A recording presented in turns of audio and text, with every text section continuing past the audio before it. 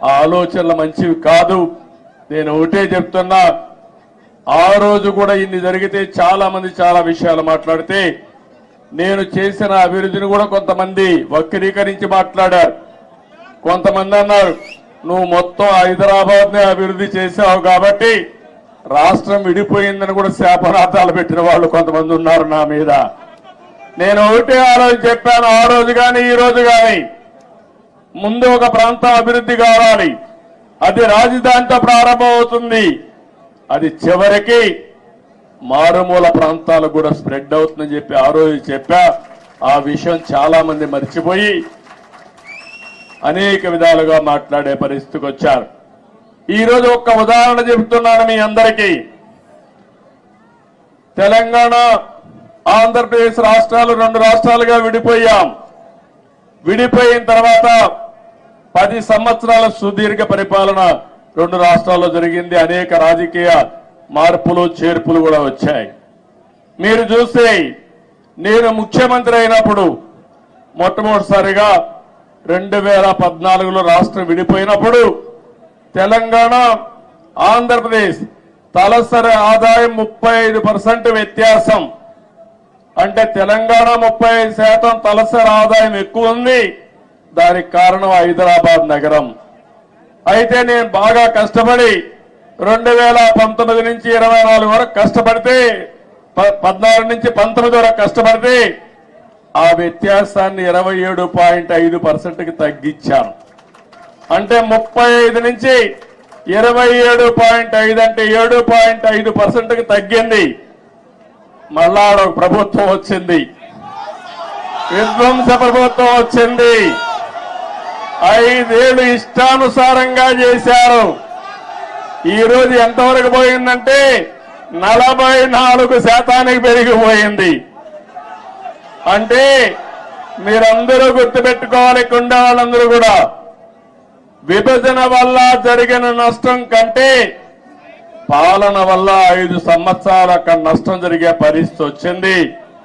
అదే ఈసారి రాకపోయింటే తెలంగాణకు ఆంధ్ర రాష్ట్రానికి 100% వ్యత్యాసం వచ్చేసేది.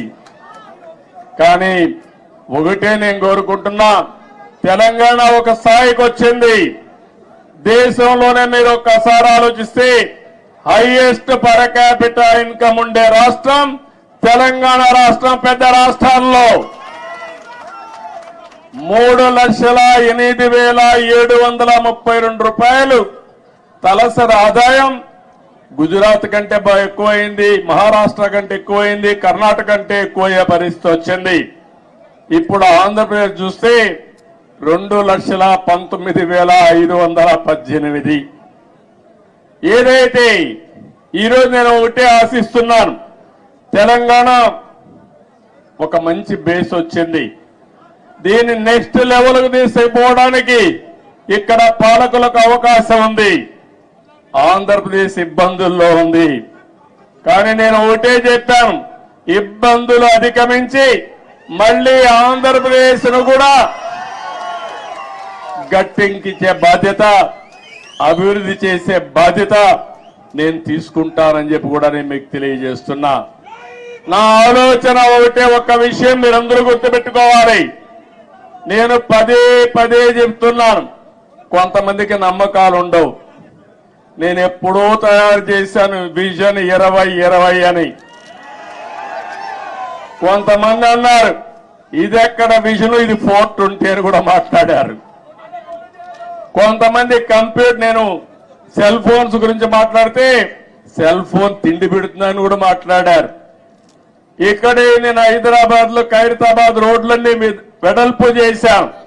వెడల్పు చేస్తే చేయకూడదని అడ్డం పడ్డారు. ప్రజలు ఒప్పుకున్నా, నాయకులు ఒప్పుకోలేదు ఆ రోజుల్లో.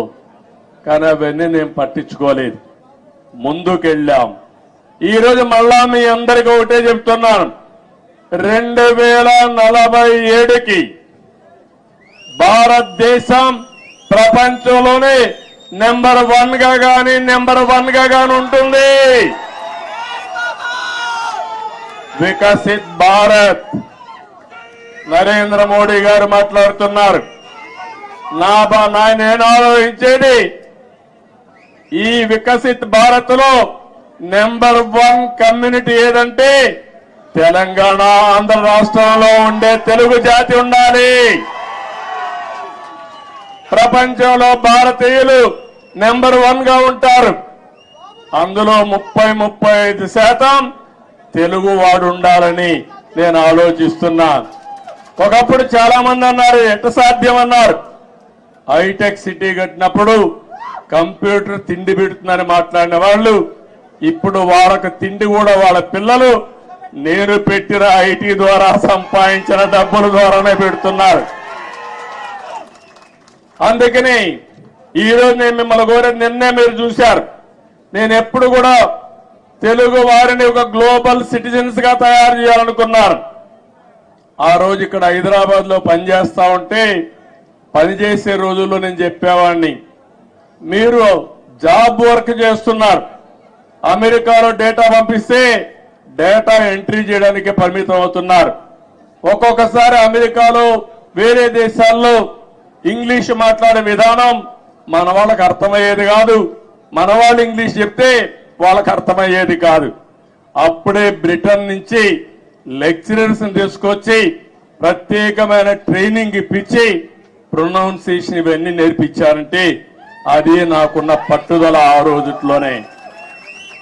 అక్కడి నుంచి ఒక మాట చెప్పాను, మీరు ఉద్యోగం చేస్తున్న ఇప్పుడు జాబ్ వర్క్ చేస్తున్నారు, అది కాదు ప్రోడక్ట్లు తయారు చేయాలి ఐటీలు ఆ రోజు చెప్పాను. అప్పుడు ఆ ఆలోచన కొద్దిగా వచ్చారు. ఇంకో పక్క నేను ఒక మాట చెప్పాను, మీరు ఉద్యోగాలు చేయడం కాదు మీరు ఉద్యోగాలు ఇచ్చే పరిస్థితి రావాలని చెప్పాను. ఈరోజు తెలుగు జాతి ఉద్యోగ కల్పన ఉద్యోగాలు ఇచ్చే పరిస్థితి ఉంది. ఇక్కడే కాదు ప్రపంచం మొత్తం కూడా కంపెనీలు పెట్టి ఉద్యోగాలు ఇస్తున్నారు. అందుకని ఆ రోజు నేను చెప్పింది గ్లోబల్ సిటిజన్స్ గా ఉండాలని చెప్పాను. ఈ రోజు చెప్తున్నాను, తెలుగు జాతి గ్లోబల్ లీడర్స్ గా ఉండాలి. అన్ని రంగాల్లో మీరు నెంబర్ 1 గా ఉండాలి. కార్పొరేట్ గవర్నెన్స్ లో అదే మరిగా పబ్లిక్ గవర్నెన్స్ లో కూడా నెంబర్ 1 గా ఉండాలి. నిన్న మీరు చూశారు, మొన్నటి వరకు బ్రిటన్ పరిపాలించినటువంటి వ్యక్తి మన దేశీయుడే సునాయక్ ఉన్నాడు. ఆయన ఇప్పుడు ఆయన ఓడిపోయాడు ఆ పార్టీలో. కానీ 25 మంది పార్లమెంట్ మెంబర్లు భారతీయ సంతతి అంటే ఇండియన్స్ అయ్యారంటే అది ఇండియన్స్ యొక్క శక్తి సామర్థ్యం అని మీ అందరికీ విజ్ఞప్తి చేస్తున్నా. ఇలాంటివన్నీ జరుగుతుంటే నా ఆలోచన ఒకటే, మనమందరికీ తెలివితేటలున్నాయి. ప్రపంచంలో అందరికంటే కూడా ఆమోదయోగ్యమైన వ్యక్తులు భారతీయులు. అందులో అగ్రస్థానంలో ఉండే వ్యక్తులు తెలుగు జాతి. ఇది మనం అందరం కూడా, అందుకే నేను చెప్తున్నా, సేవ ఒకప్పుడు 75 సంవత్సరాలకు ముందు బ్రిటిష్ వాళ్ళు వచ్చి మనల వారి పరిపాలించారు.